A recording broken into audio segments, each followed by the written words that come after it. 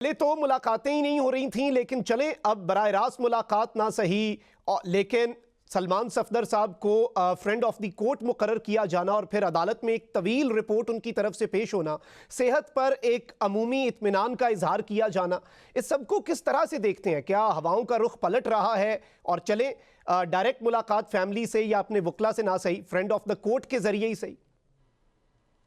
बहुत शुक्रिया शुक्रिया। एक तो जो आपने सेहत के हवाले से बात की कि सेहत पर जो उमूमी तौर पर उन्होंने इत्मीनान का इजहार किया, सलमान सफदर साहब ने इसकी तरदीद की। उन्होंने कहा है कि कल जो है वो मेरे से जो एट्रीब्यूट किया गया कि मैंने कुछ कहा है, उन्होंने कहा कि मैंने ऐसा कुछ नहीं कहा। इमरान खान साहब की सेहत ठीक है या नहीं, उन्होंने दोनों तरफ का ये रखा। वो बुनियादी तौर पर कल जो खबर आई थी उसकी तरदीद उन्होंने जो है की है। तो इसलिए ये अभी मेरा ख्याल है कि सलमान सफदर साहब के हवाले से कुछ कहना कबल अज़ वक्त है कि से ठीक है या नहीं है। हम दोनों साइड्स को जो रख लेते हैं।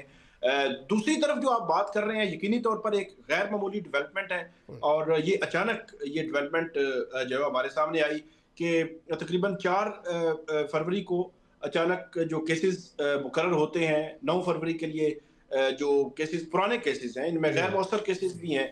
और इससे कबल जो यूएन का डेलीगेशन है उनसे भी चीफ जस्टिस की मुलाकात तय थी। मैं लिंक नहीं कर रहा, मैं उन इवेंट्स का बता रहा हूं कि इवेंट्स अल्टीमेटली जब इवेंट्स जो है वो हो रहे हों तो उनको अंडर डिस्कशन आ जाते हैं। तो 9 को केस लगा, जब केस लगा 9 को तो चीफ जस्टिस ने इसी केस के बारे में ये बात की थी कि ये तो गैर मौसर हो चुका है, ये केस तो मतलब चलाने की जरूरत ही नहीं है। इस पर जो है वो इसरार था।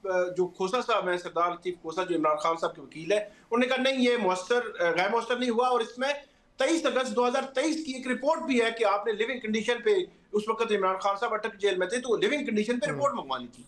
तो चीफ जस्टिस साहब ने उस पर भी ये बात की कि नहीं ये तो बहुत पुराना मामला है और इस तरह उस पर लिंक नहीं हो रहे थे। लेकिन अचानक अगले दिन जो है वो सलमान सफदर साहब को फ्रेंड ऑफ कोर्ट जो है वो मुकर्रर किया गया, फिर रिपोर्ट और सारी चीजें।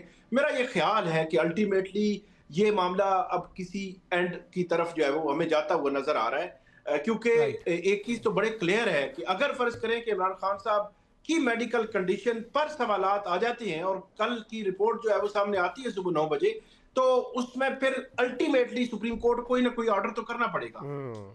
एग्जैक्टली और इसमें एक खबर साकिब बशीर साहब ये भी कल से गर्दिश कर रही है और काफ़ी ऐसे लोग जो ज़रा हुकूमत या फिर निज़ाम कह लें उनके करीब हैं, वो कहते हैं कि अब इमरान खान के जो केसेस हैं वो लगना शुरू हो जाएंगे। तो इस हवाले से क्या अदालतों से सरप्राइजेज एक्सपेक्ट किए जा सकते हैं? बिकॉज सुप्रीम कोर्ट वाली डेवलपमेंट भी जिस तरह आपने कहा, it came as a surprise for all of अस।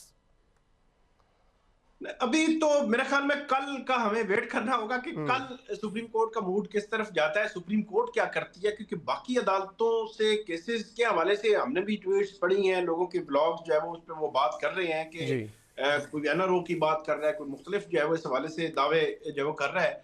लेकिन ये देखना होगा कि लेकिन अगर आप इसको कंपैरिजन करें माजी के साथ, माजी में जो कुछ हुआ वो क्वेश्चंस भी हैं, बहुत सारे सवालात उस पर आते हैं। लेकिन अल्टीमेटली जो नवाज शरीफ साहब हैं उनको टाइम कम हुआ था जेल में, उनकी जो मेडिकल कंडीशन का मामला सामने आया था, तो उसमें भी मुझे याद पड़ता है कि हम जब अदालतों में उन मेडिकल रिपोर्ट्स को खंगालते थे, पढ़ते थे, रिपोर्ट करते थे, अदालतों में उस पर डिस्कशन होती थी। इसी तरह जो टॉक शोज में, तो उसमें बड़ी तशवीश का इजहार हर कोई कर रहा था, इंक्लूडिंग मी, कि बहुत जो है वो सीरियस कंडीशन है और इस कंडीशन में एक्स प्राइम मिनिस्टर के साथ ये सलूक किया जा रहा है, इस तरह की बात होती थी।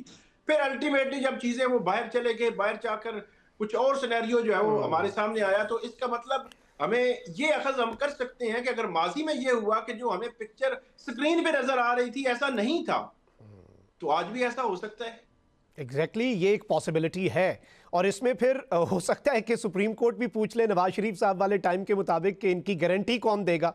और इसमें पॉसिबिलिटीज़ तो एंडलेस हैं, लेकिन जाहिर बात है कि एनआरओ की भी बात हो रही है, लेकिन एनआरओ की तरफ बढ़ना या फिर किसी मुज़ाकरात की मेज़ पर आना, क्योंकि हमने देखा कि मज़ाहमत का इस्तारा सुहेल आफरीदी साहब समझे जा रहे हैं और उनकी भी कुछ खुशगवार मुलाकातें हो गई, पहले प्राइम मिनिस्टर से, फिर एपेक्स कमेटी में जो हुआ, तो इसे भी एक बड़े पॉजिटिव साइन के तौर पर तो देखा जा रहा है। और इसमें क्या इस वक्त मौजूदा हुकूमत, जो कि गालिबन इन वन वे और अनदर आप ये कह सकते हैं कि वो बेनिफिशरी भी थे एक महाज आराई के, तो उनकी परेशानी क्या होगी और वो कहां पर खड़े नजर आएंगे हमें?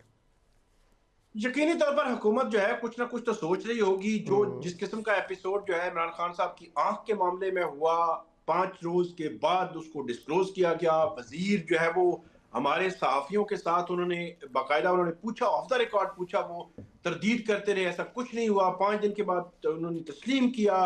तो ये जो एपिसोड था इसने हुकूमत को बड़ा सुबकी मेरे ख्याल में हुकूमत को उससे हुई कि उन्होंने जो है वो गैर ज़रूरी तौर पर इसको जो है वो खुफिया रखा। फिर इमरान खान साहब की आंख का जो इशू बताया जा रहा है, अल्टीमेटली हमें मेडिकल रिपोर्ट्स और सारी चीजें जो है वो उसको देखना होगा।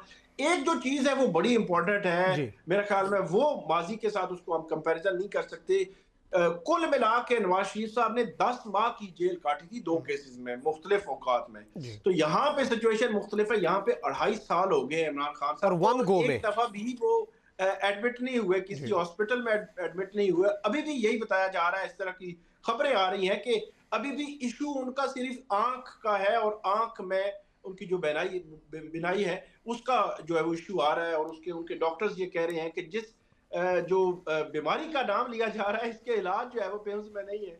तो ये चीजें अल्टीमेटली मेरा ये ख्याल है कि ये चीज स्टेब्लिश हो गई कल, तो फिर इमरान खान साहब का इलाज फिर किसी हॉस्पिटल की तरफ भी जा सकता है अगर ऐसी कोई फाइंडिंग आ जाए, या सुप्रीम कोर्ट कोई कोई मेडिकल बोर्ड बना दे और मेडिकल बोर्ड को कहे और उसमें इमरान खान साहब के जाती मौलजीन को भी रखा जाए कि वो एग्जामिन करें, वो बताएं और वो उसके बाद कुछ सिफारिशात जो है वो रखें। फिर एक और बात भी हमें ज़हन में रखनी जी। होगी कि कल की रिपोर्ट में सिफारिशात भी हो सकती हैं, रिकमेंडेशन हो सकती हैं जो सलमान सफदर साहब की जानिब से, क्योंकि इमरान खान साहब के 2-3 बड़े इश्यूज तो रहे हैं किसी न किसी सूरत में।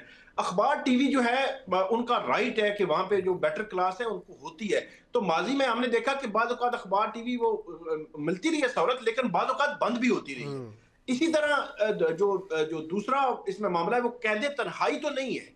अगर तो ये स्टेब्लिश हो गया तो फिर भी मेरे ख्याल में क्वेश्चन मार्क होगा हुकूमत की कारकर्दगी पर। और तीसरा जो मेडिकल कंडीशन पे अगर सलमान सफदर ने ये लिख कर दे दिया हाँ वाकई ही इमरान खान साहब इस पेन को फील कर रहे हैं और उनकी मेडिकल कंडीशन पे इश्यूज हैं, तो ये 3 बड़े मामलात हैं। इन 3 पे फिर सुप्रीम कोर्ट को फिर थोड़ा सा आगे बढ़ना होगा। हमें अभी समझ नहीं आ रही कि सुप्रीम कोर्ट कैसे इसको चलाएगी आगे, लेकिन सुप्रीम कोर्ट को अल्टीमेटली जब उन्होंने लिविंग कंडीशन पे अपना बंदा भेज के सारी रिपोर्ट मंगवा ली है तो उनको आगे तो बढ़ना पड़ेगा। एग्जैक्टली इसमें अब सुप्रीम कोर्ट ऑब्वियसली ये नहीं हो सकता कि अगर सलमान सफदर कोई सिफारिशात देते हैं या कोई अपनी फाइंडिंग्स देते हैं और रिकमेंडेशंस देते हैं, तो फिर सुप्रीम कोर्ट को कोई ना कोई रीजनेबल एक ऑर्डर तो जारी करना पड़ेगा। और इसमें एक और बड़ी आम चीज़ है कि मुलाकात भी एक बेसिक राइट है। अब मुलाकातों के हवाले से जो एक प्रॉब्लम बनी हुई है, क्योंकि गवर्नमेंट कहती है कि मुलाकात हो गई तो फिर कोई ऐसी चीज़ सामने आएगी, कोई ऐसा ट्वीट सामने आ जाएगा जो एक दफ़ा फिर काफ़ी बयानिया सख्त हो जाएगा, चीज़ें बड़ी आगे चली जाएंगी। शायद इसीलिए मुलाकात नहीं हो रही, और दैट्स द ओनली रीज़न कि 8 फरवरी से पहले भी मुलाकात नहीं हुई, कि शायद शटर डाउन के बजाय कोई और कॉल आ जाती। तो अब मुलाकात